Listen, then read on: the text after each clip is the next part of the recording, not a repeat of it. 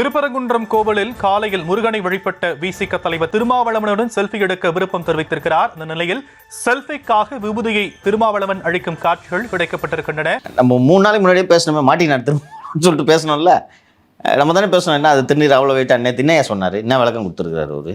வேர்வையை தொடச்சாராம். பேஸ்புக்கில் மீண்டும் விளக்கம் அளித்திருக்கும் திருமாவளவன் நெற்றியை யதார்த்தமாக துடைத்ததாகவும், இன்னும் என்ன நீ பைத்தியக்காரனவே நினைச்சுக்கிறல்ல, நீ திருநீரை அளிக்க வேண்டும் என்ற எண்ணத்தில் துடைக்கவில்லை என்றும் தெரிவித்திருக்கிறார். திருநீர் பார்த்து துடைக்கவில்லை, நெற்றிலே வேர்வை இருந்தாலோ அல்லது வேறு காரணம் வேறுத்திருக்கும். வழக்கமாக நான் எப்போதும் தலையை இப்படி நெற்றியை துடைப்பது வழக்கமானது.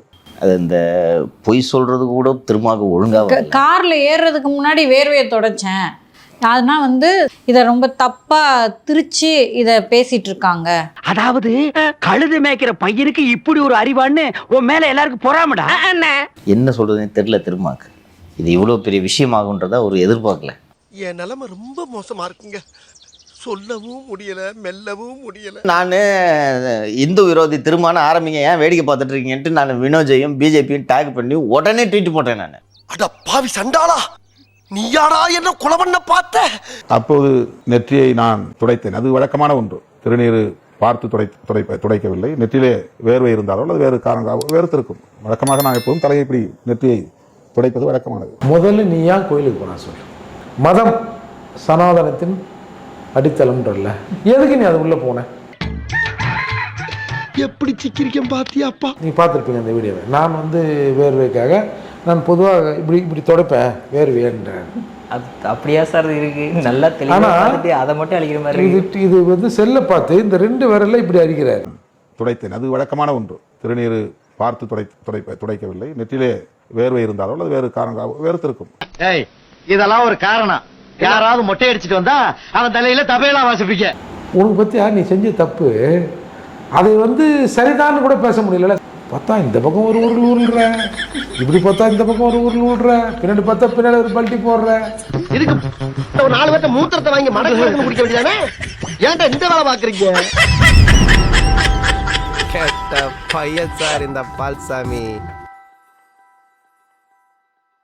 கடவுளே, கதவை திறந்தவன கண்ணுல பறதெல்லாம் பொக்கிஷமா இருக்கணும்பா.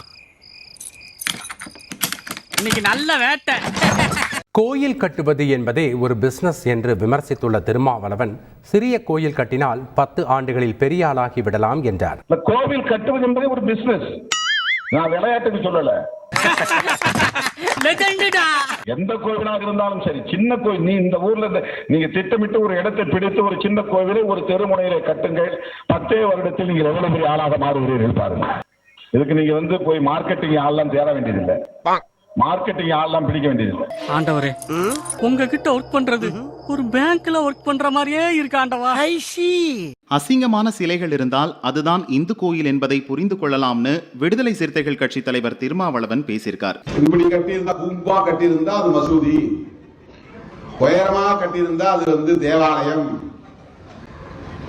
நிறைய அசிங்கமான பொம்மைகள் எல்லாம் இருந்தால் அது கோவில், நிறைய அசிங்கமான பொம்மைகள் எல்லாம் இருந்தால் அது கோவில். அண்ணே, நீங்க பெரிய தீர்க்க தரிசன என்ன தெரியுமா? தெரியுமா? எப்படி தெரியும்? தெரியாம அடிச்சா சொல்றா. அண்ணன் தானடா அடிச்சேன் சொல்றா.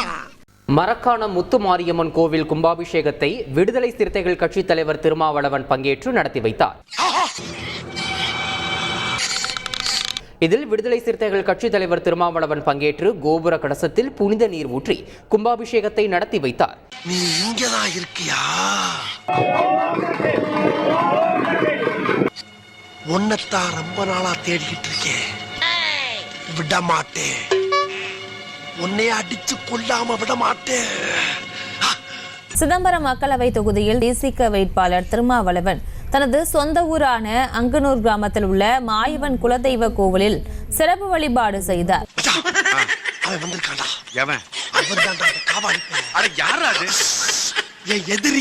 இன்று காலை வேட்புமனு தாக்கல் செய்வதற்கு முன்னதாக நேரடியாக தனது குடும்பத்துடன் சென்று அங்கு குலதெய்வ வழிபாட்டில் ஈடுபட்டு பின்பு நேரடியாக வேட்புமனு தாக்கல் செய்தார் என்பது குறிப்பிடத்தக்கது.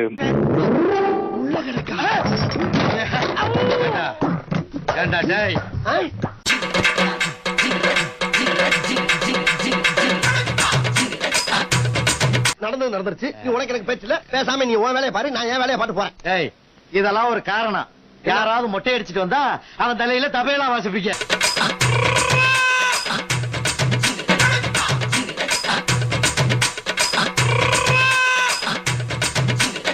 இப்ப நான் வாசிக்கிறேன் பாரு. இந்த பாரு. இஸ்லாமிய மசூதினா எப்படி இருக்கும், கிறிஸ்தவத்துல சர்ச்னா எப்படி இருக்கும், அசிங்கமா பொம்மைகள் இருந்தால் அது இந்துக்களுடைய கோவில் அப்படின்னு சொன்ன ஒரு நபர். இப்படி கட்டியிருந்தா கும்பா கட்டியிருந்தா அது மசூதி, உயரமா கட்டியிருந்தா அது வந்து தேவாலயம், நிறைய அசிங்கமான பொம்மைகள் எல்லாம் இருந்தா அது கோவில். வேற யாருமே இல்ல, the one and only Thirumavalavan அவர்கள்.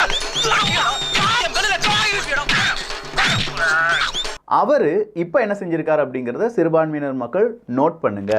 இதில் விடுதலை சிறுத்தைகள் கட்சித் தலைவர் திருமாவளவன் பங்கேற்று கோபுர கலசத்தில் புனித நீர் ஊற்றி கும்பாபிஷேகத்தை நடத்தி வைத்தார். இன்று காலை வேட்புமனு தாக்கல் செய்வதற்கு முன்னதாக நேரடியாக தனது குடும்பத்துடன் சென்று அங்கு குலதெய்வ வழிபாட்டில் ஈடுபட்டு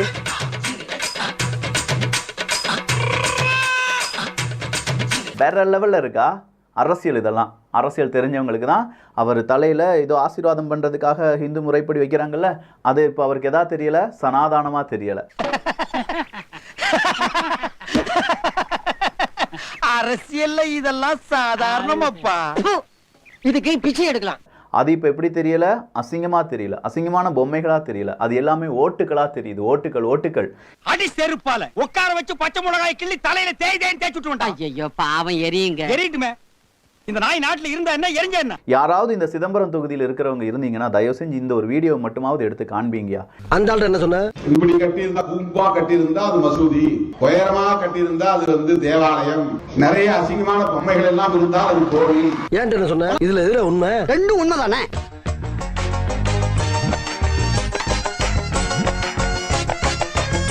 உனக்கு வந்தா ரத்தம், எனக்கு வந்தா தக்காளி சட்னா பொய்யால முட்டிக்கிட்டு மோதிக்கிட்டு ரத்த கையால. என் மனைவி இருக்காங்க, அவங்க வந்து சனிக்கிழமை ராமர் கோயில் கும்பிட்டாங்க. ஏமாத்தி போட்டாங்க பெரியப்பா. நல்லா நம்ப வச்சு மோசம் பண்ணிட்டாங்க பெரியப்பா.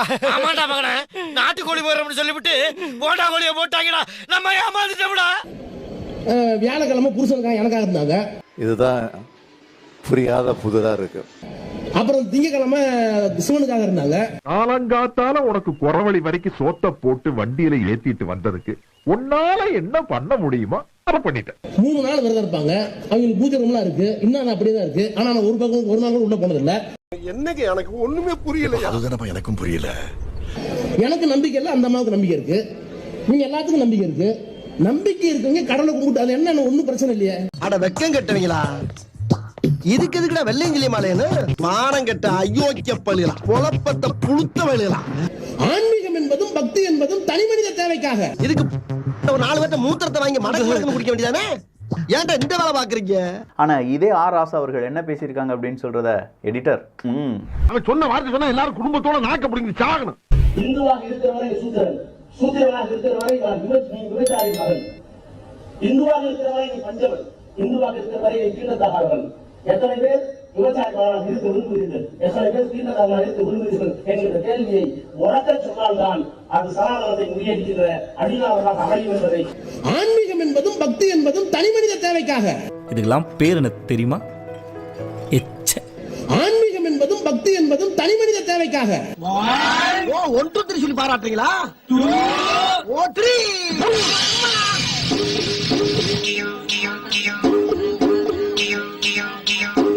இந்த வீடியோ பிடித்து இருந்தால் சேனலை சப்ஸ்கிரைப் செய்யவும், ஏதாவது குறைகள் இருந்தால் கமெண்டில் போடவும், அப்புறம் மறக்காமலே போட்டிருந்த வரட்டாமாம் வீடுறதே. வரண்டா Chinnasamy. Hey guys, this is your editor.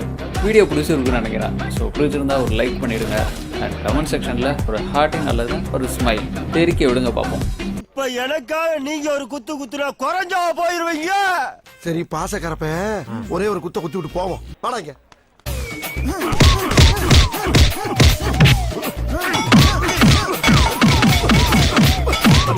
போதுமில்லடா போடா.